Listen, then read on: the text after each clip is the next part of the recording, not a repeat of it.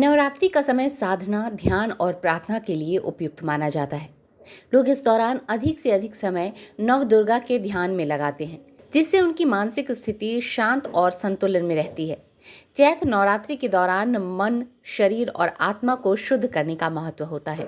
ये दिन नए आरंभ और आत्मनिर्भरता का प्रतीक है। भक्त देवी के आशीर्वाद से अपने जीवन में शांति, समृद्धि और सफलता की कामना करते हैं। वर्ष में 4 नवरात्र माने गए हैं, जो 3-3 महीनों के अंतराल पर होते हैं। आश्विन और चैत्र नवरात्रों के अलावा आषाढ़ और पौष माह में भी नवरात्र होते हैं, जिन्हें गुप्त नवरात्रि कहा जाता है। ऋतु परिवर्तन के परिचायक की चारों नवरात्र सूक्ष्म और चेतन जगत में आई तरंगों, भौगोलिक हलचलों आदि से मानव जीवन पर पड़ रहे प्रभाव आदि को बड़ी सूक्ष्मता से आकलन कर मौसम के साथ बदलने का ज्ञान देते हैं। किस तरह प्राकृतिक परिवर्तन के साथ साथ शारीरिक परिवर्तन किया जा सके और प्रकृति के साथ जीवन शैली में बदलाव किया जाए।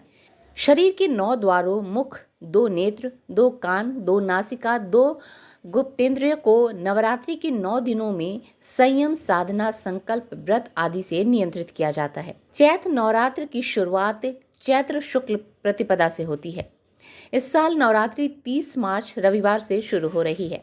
खास बात यह है कि इस बार चैत्र नवरात्रि की शुरुआत सर्वार्थ सिद्धि समेत कई शुभ योग में हो रही है। इसकी वजह से नवरात्रि पर मां दुर्गा की पूजन अति फलदायी होने वाला है। हालांकि रविवार से शुरू हो रही नवरात्रि में इस बार 8 दिन ही व्रत रखा जाएगा, लेकिन माता के 9 रूपों की पूजा होगी। आइए विस्तार पूर्वक जानते हैं कि इस बार नवरात्रि पर कौन कौन से शुभ संयोग लग रहे हैं और क्यों 9 की जगह 8 दिन ही व्रत रखा जाएगा। शुक्ल प्रतिपदा 30 मार्च को है।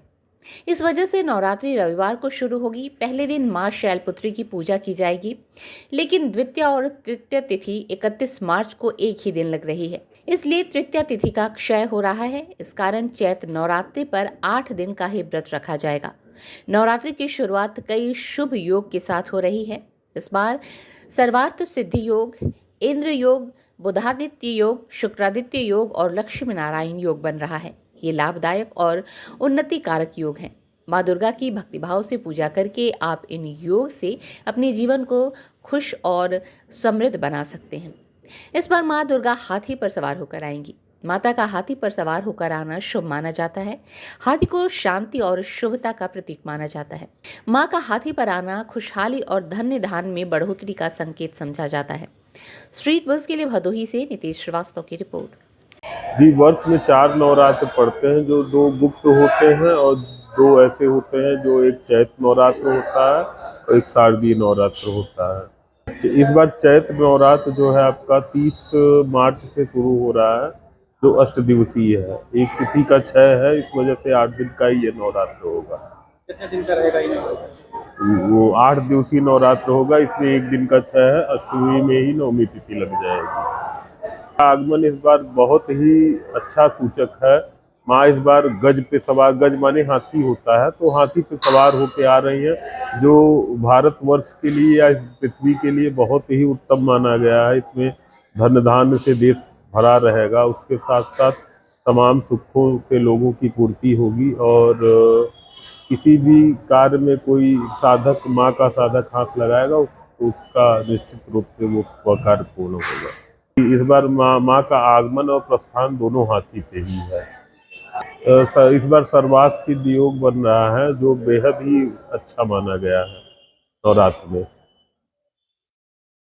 मैं रामकृष्ण खट्टू, सचिव बाबा बड़े शिवधाम सेवा समिति गोपीगंज के तरफ से सभी प्रदेशवासियों को और सभी देशवासियों को होली की हार्दिक शुभकामनाएं।